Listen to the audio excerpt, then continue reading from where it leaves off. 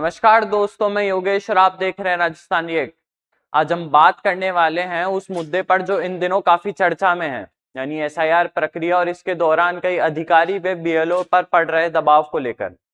कुछ रिपोर्ट में दावा है कि 22 से 23 लोगों ने तनाव में आकर आत्महत्या कर ली है और इसमें ज्यादातर शिक्षक हैं। एक तुलना करते हैं बिहार की एसआईआर प्रक्रिया से, जहां एक भी मौत रिपोर्ट नहीं हुई। बिहार में एसेसिबिलिटी और लिटरेसी दोनों की बहुत बड़ी चुनौती है, लेकिन फिर भी काम पूरा हो गया। तो सवाल यह है, क्या यूपी में दबाव वाकई इतना असहनीय है? एक कड़वी बात कहता हूं, हम अक्सर सुनते हैं कि सरकारी कर्मचारी पर बहुत दबाव है, लेकिन क्या प्राइवेट सेक्टर में दबाव नहीं होता? इंश्योरेंस कंपनी, बैंकिंग, सेल्स, इन फील्ड में लोग सुबह 7 बजे से 11 बजे तक काम करते हैं। अगर सिर्फ दबाव में ही लोग टूट जाए तो शायद आपको प्राइवेट सेक्टर में हर पेड़ पर कोई ना कोई लटका दिख जाए।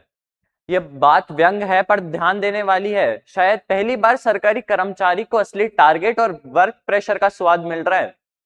अब जब कोई चीज पहली बार होती है तो ज्यादा तो लगती ही है। यूपी के एक बीएलओ जिनका नाम सर्वेश सिंह है, उनका एक वीडियो सामने आ रहा है जिसमें वो फांसी लगाने से पहले सिसक सिसक कर रोते हुए दिखाई दे रहे हैं।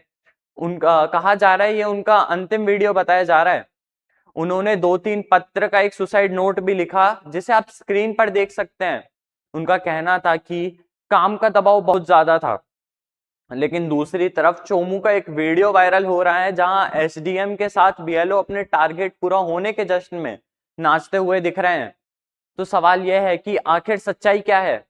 दबाव वाकई में इतना ज्यादा है या फिर कुछ बीएलओ आत्महत्या करने पर मजबूर हैं और कुछ जश्न मना रहे हैं? ये एसआईआर प्रक्रिया असल में सरकारी स्कूल के संचालक की पोल खोल रही है। मतलब जो लोग सालों से आराम करने वाली मानसिकता पे थे, उन्हें पहली बार किसी काम को समय पर पूरा करने का दबाव महसूस हो रहा है। अगर मैं आपको अनुमानित गणित समझाऊं तो राजस्थान में लगभग 5.46 करोड़ लोग हैं और लगभग 52,000 बीएलओ हैं, यानी हर बीएलओ पे 1050 लोग आते हैं। अगर हम मानकर चले कि एक घर में औसतन 5 लोग रहते हैं तो ये लगभग 210 घर बनते हैं। यदि 30 दिन का समय मिले तो एक बीएलओ रोज के 7 घर कवर कर सकता है। अगर इसमें कहा जाए कि दबाव है, तो मैं उन लोगों का उदाहरण देना चाहूंगा जो सेल्समैन हैं, जो रोज दुकान दुकान जाकर अपना प्रोडक्ट को प्रमोट करते हैं। अगर सिर्फ इतना ही दबाव आत्महत्या करने का कारण बनता है, तो आज सेल्समैन सबसे ज्यादा आत्महत्या करने वालों में गिने जाते हैं।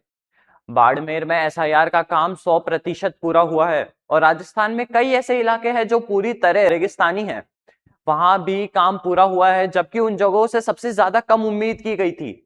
अब जो कह रहे हैं कि समय कम है, तो अगर सरकार 6 महीने का समय भी दे देती तो भी ये कहा जाता कि सरकार इसलिए देरी कर रही है ताकि घपला हो सके, यानी बहाना कहीं भी किसी भी हालत में तैयार है।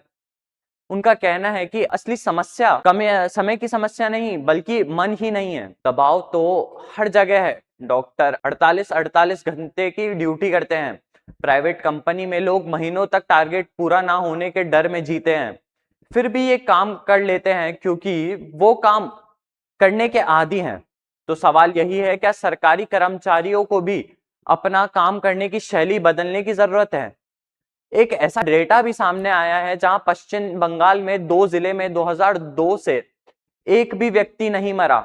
यानी यह संभव नहीं है कि व्यक्ति की मृत्यु ही नहीं हो, यानी फर्जी तरीके से उनके वोट डाले जा रहे थे और कहीं ना कहीं बैनर्जी ने इन फर्जी वोटर के दम पे ही सत्ता हासिल करी है और इसका खुलकर विरोध कर रही है क्योंकि इनका वोट बैंक टूट जाएगा।